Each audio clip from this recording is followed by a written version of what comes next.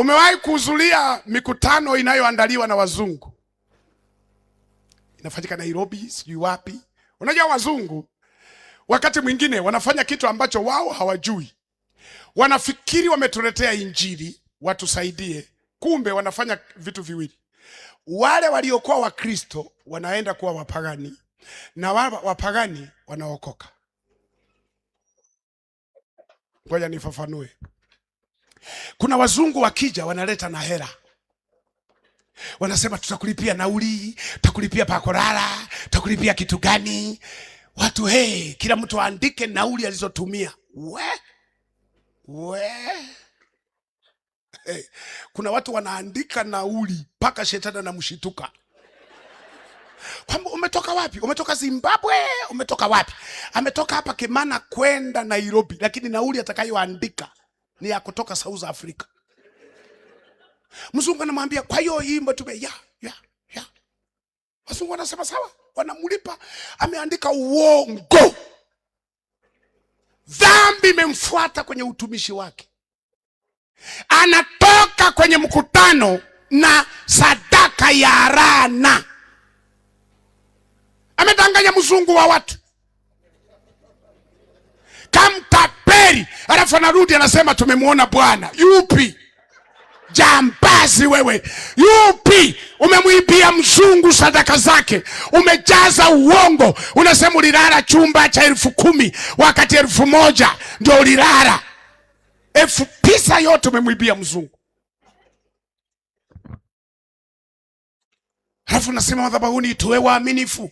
Kama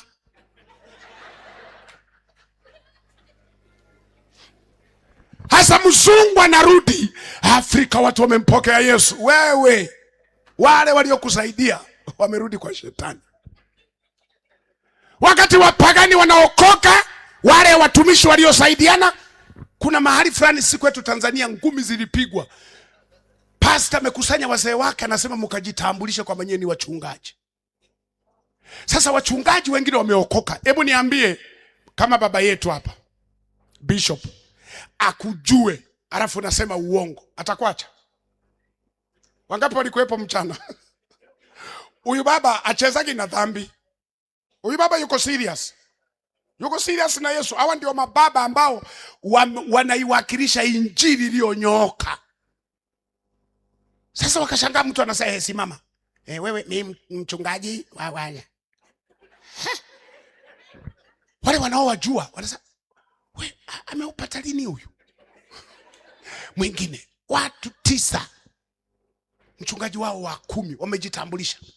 Mmoja akasema hapana wapendwa, hapana, tunaenda mbinguni, hatuwezi kukosa mbingu kwa ajili ya hela. Hapa kuna uongo. Mchungaji yule akasema hela za kwako za mzungu.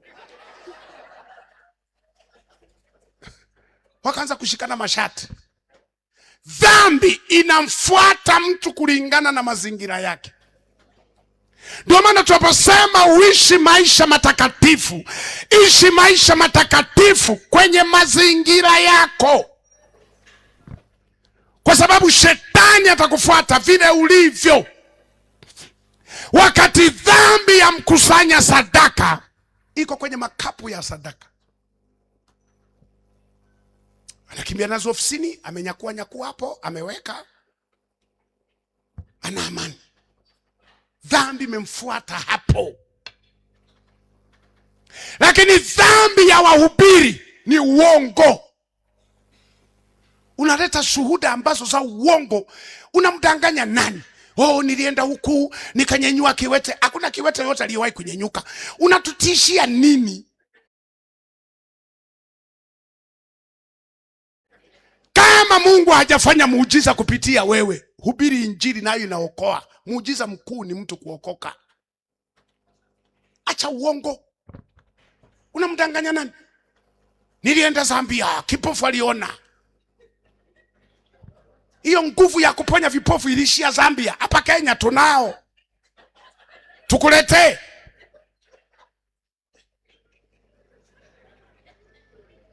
Niliombea maiti kafufuka. Ndugu zako umezika wangapi?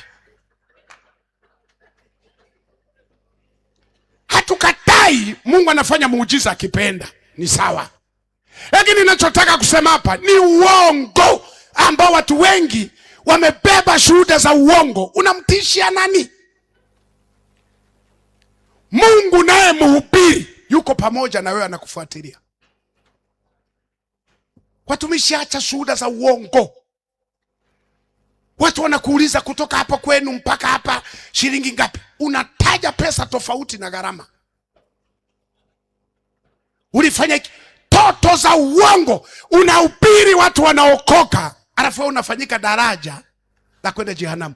Haya nayo yasema, sikusema mimi tu. Paulo alisema nisije nikahubiri wengine, alafu mimi nikafanyaje? Ndio dhambi ya waimbaji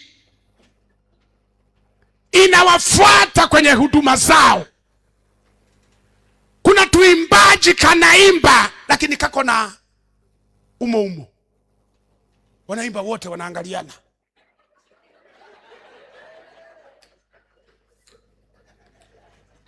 Yani kanaimba lakini kananuka umalaya. Ndio wale nilisema mpiga vyombo anakula sauti ya kwanza, sijui sauti ya tatu anakula sauti ya ngapi. Yani wanakurana umo.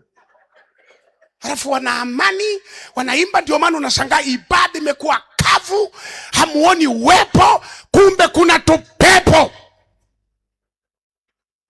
Tuko huko tumejaa umalaya na tunasingizia huyu ni my fiancé. Sasa fiancé ndio mnazini. Unaanzaje kufanya ujinga huo kabla hujaoa? You know pastor, huyu ndio fiancé wangu. Lakini ukiangalia sio fiancé. Wanafanya kila kitu kinachotakiwa. Siku ya kufunga ndoa, wengine ndio wanafunga na mimba iko ndani. Pastor anasema alichokiunganisha Mungu. Wao wanasema tulishajiunganisha. Unashangaa ndani ya miezi 4 wameleta katoto. Kanani kakwetu. Mnataka nifanyeje? Ukabariki. Katoto. Kakwenu. Kalizaliwa kabla ya wakati? Hapana. Pastor nauliza, anaanza kuhesabu miezi. Ilikuwa mwezi wa mbona naikuta 4? Hii 5 imeenda wapi? 4. Halafu litoto limekomaa linanyang'anya mpaka maiki ya pastor. Kwamba we pastor ni fake. Ulishindwa kusaidia wazazi wangu, wamefunga ndoa wakiwa wapagani, wazinzi.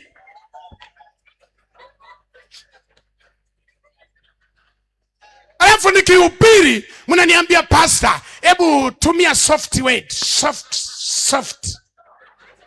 Soft kwa hawa.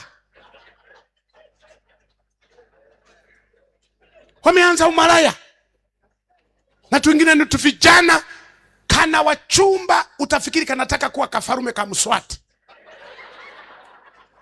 Kila binti nitakuoa, huyu binti nitakuoa, huyu nitakuoa. Na mabinti ukisema nitakuoa, really? Serious? Shwari? Kanafungua mageti yote na milango.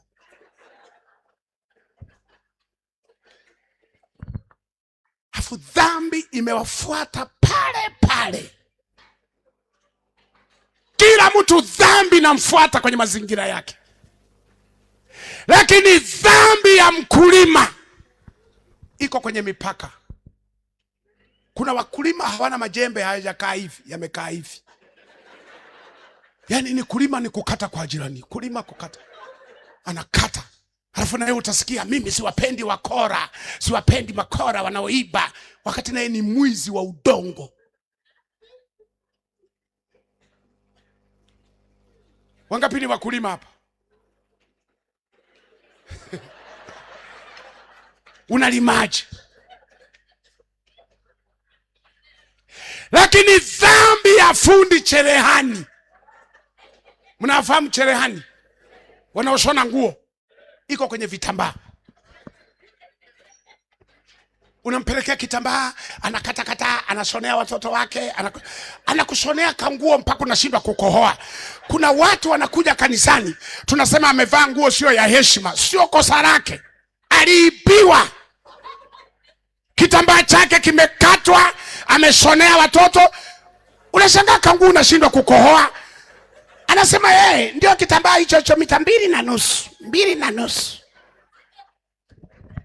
Siku nyingine unatembea barabarani unakakuta katoto.